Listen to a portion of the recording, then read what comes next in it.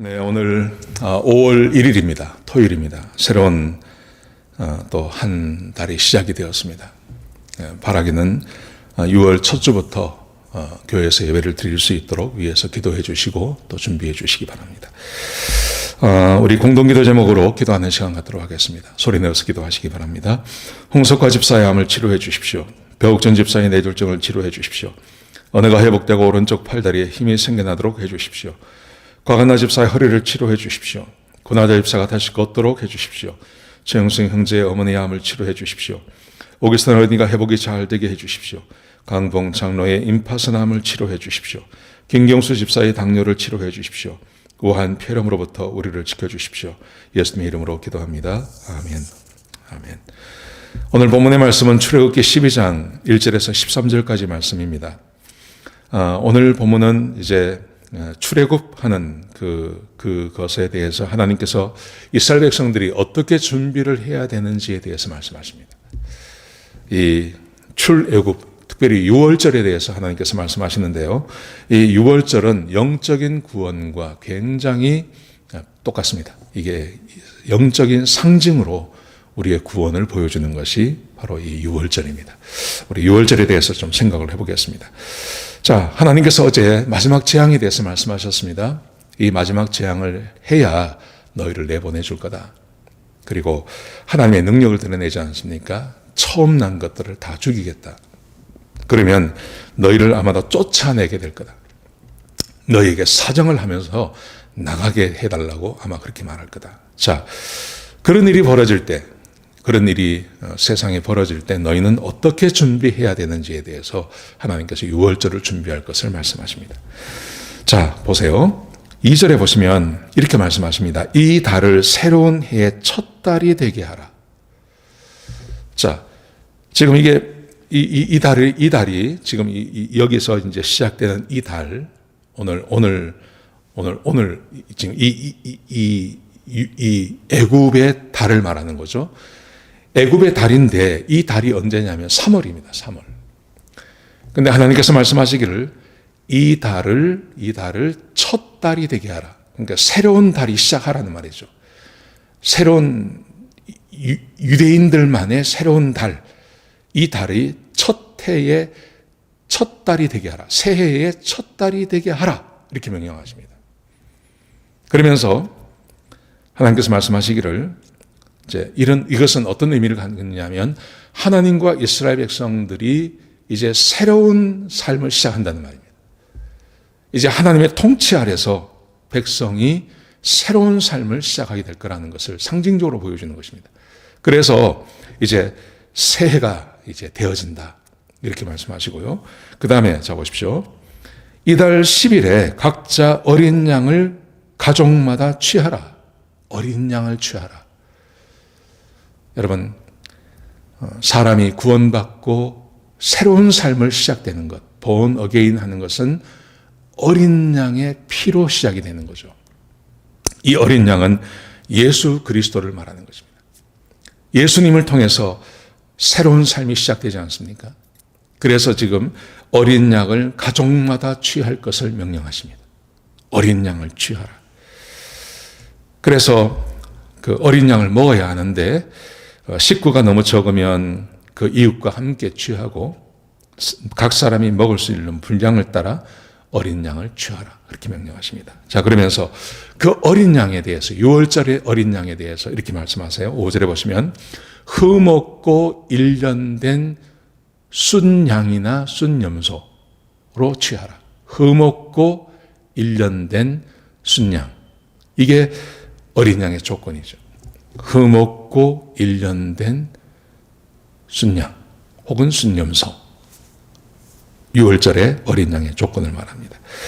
자, 그러면서 10일 날 취해서 14일까지 간직하고 있다가 14일까지 데리고 있다가 해질 때 그 양을 잡으라. 해질 때 3시나 4시라 그래요. 그래서 지금도 유대인들은 6월절 양을 잡을 때 3시에서 4시 사이에 잡는다 그럽니다. 자, 그리고 7절에 보시면요. 그 피를 양을 먹을 집의 좌우 문설주와 인방에 바르라. 이렇게 말씀하세요. 그 피를 양을 먹을 집의 인방과 문설주에 바르라. 여러분, 피 흘림이 없이는 죄 용서가 없지 않습니까?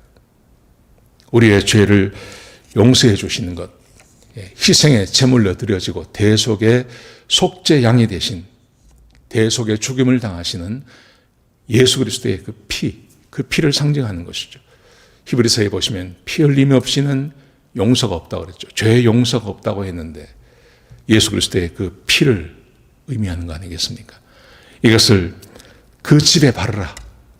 그러면서 자 보십시오. 예수님께서 이 피를, 하나님께서 이 피를 보면 내가 지나가리라. 그렇게 말씀하지 않습니까? 예수 그리스도의 피가 우리를 구원해 주는 거죠. 예수 그리스도의 피가. 자, 그리고 8절에 보시면 이렇게 말씀하십니다. 그 밤에 고기를 불에 구워서 무교병과 쓴 나물과 함께 먹으라. 고기를 불에 구워 물에 삶지 말고 날 것으로 먹지 말고 반드시 불에 구워서 먹을 것을 명령하십니다. 불에 굽는다는 말은요, 빨리 먹을 수 있다는 말이에요. 무교병, 이스트를 쓰지 않은 것, 빨리 먹어야 된다는 겁니다. 자, 그런데 쓴 나물이 나옵니다. 쓴 나물은 이런 의미입니다. 애굽에서 430년 동안 노예 생활을 했는데 얼마나 힘들고 어려웠습니까? 그래서 그 힘들고 어려운 세월을 생각하며 쓴 나물을 먹고, 그리고 예수 그리스도의 하나님의 그 구원하심, 그 구원하심은 양고기죠. 양고기, 아주 맛있는 양고기. 그 맛있는 양고기를 먹으면서 중화되어지는 거죠. 하나님께서 그 쓴 세월, 그 인고의 세월을 하나님께서 구원해 주신, 하나님께서 구원해 주시는 그 구원의 의미를 상징적으로 보여주는 것. 쓴 나물 먹고, 그리고 빨리 불에 구운 고기를 먹으라. 이렇게 말씀하십니다. 자, 그리고 9절에 보시면요, 이렇게 말씀하십니다. 날 것으로나 물에 삶은 것을 먹지 말라. 그리고 아침까지 남은 것이 있으면 다 태워버려라. 그렇게 말씀하십니다. 자, 그리고 먹을 때의 특징을 보면 어린 양의 특징이 그렇고요. 먹을 때 복장이 있습니다. 어떻게 복장을 하냐면 허리에 띠를 띠고 발에 신을 신고 손에 지팡이를 들고 잡고 그리고 먹으라. 여러분, 이것은 허리에 띠를 띠고 신발을 신고 그리고 손에 지팡이를 잡고 먹는다는 말은요, 군인들이 하는 거예요. 특별히 전쟁이 났을 때 혹은 전쟁이 날 가능성이 있을 때, 명령이 떨어지면 식사를 하더라도 급히 나가야 할 때, 우리 군대에 있을 때 비상이 걸린다든지 아니면 5분 대기조라든지, 그러면 아예 전투화 신고 철모 쓰고 총을 메고 그리고 밥을 먹거든요. 그렇게 밥을 먹으라는 거죠. 무슨 말이냐 하면 하나님께서 명령만 내리시면 빨리 즉시 출애굽하도록, 빨리 길을 떠나도록, 하나님의 명령이 떨어지면 즉시 떠나도록 그렇게 한다는 것이죠. 여러분, 이 말의 의미는 어떤 거냐면 구원은 즉시 이루어진다는 것입니다. 구원은 오랜 시간이 걸리는 게 아닙니다. 출애굽은 즉시 이루어지는 겁니다. 예수 그리스도를 믿기만 하면, 예수 그리스도의 그 피가 우리를 구원하셔서 우리의 모든 과거의 죄로부터 우리를 즉시 구원해서 하나님의 자녀가 되게 해주시는 것. 하나님과 원수되었던 자리에서 하나님의 그 자녀의 자리로 옮겨지는 것. 그 놀라운 은혜가 우리에게 부어지는 거 아니겠습니까? 하나님께서 우리에게 그렇게 말씀하고 계십니다. 자, 그래서요, 이렇게 말씀하신 다음에 하나님께서 본인이 하실 일이 있다고 말씀하세요. 자, 그 말씀이 12절과 13절에 기록되어 있습니다. 이렇게 말씀하십니다. 내가 그 밤에 애굽 땅을 두루 다닐 거다. 내가 직접 다닐 거다. 그리고 두 번째 이렇게 말씀하세요. 사람과 짐승을 막론하고 애굽 땅에 있는 모든 처음 난 것을 내가 다 칠 거다. 그래서 애굽의 모든 신들을 내가 심판할 거다. 나는 여호와다. 얼마나 놀라운 일인지 모릅니다. 그러면서 하나님께서 말씀하시기를 애굽 땅을 칠 때 그 피가 너희 사는 집에 있는 집에게는 그게 표적이 되어서 내가 거기를 넘어갈 거다. 그 집을 치지 않고 내가 피를 볼 때 내가 넘어갈 거다. 그렇게 말씀하십니다. 여러분, 하나님의 능력이 얼마나 큰지 모릅니다. 하나님은 한순간에 이 온 우주를 다 파괴할 수도 있습니다. 한순간에 모든 인류를 다 전멸시킬 수도 있으십니다. 하룻밤 사이에 장자들만 골라서 치시겠다고 말씀하셨습니다. 그 하나님께서 왜 못하시겠습니까? 근데 하나님께서 참고 참으시고 그 가운데 구원받는 사람이 있기를 바라라고 하나님의 백성들 때문에 하나님께서 참고 계시는 것이죠. 하나님의 능력이 얼마나 뛰어난지 모릅니다. 여러분, 이런 심판의 상태에 있는 이 세상 가운데서 저와 여러분이 예수 그리스도의 피의 공로로 구원받았습니다. 하나님의 자녀가 되었습니다. 이제는 하나님의 심판의 대상이 아니라 이제는 하나님의 축복과 은혜의 대상이 된 것입니다. 얼마나 놀라운 겁니까?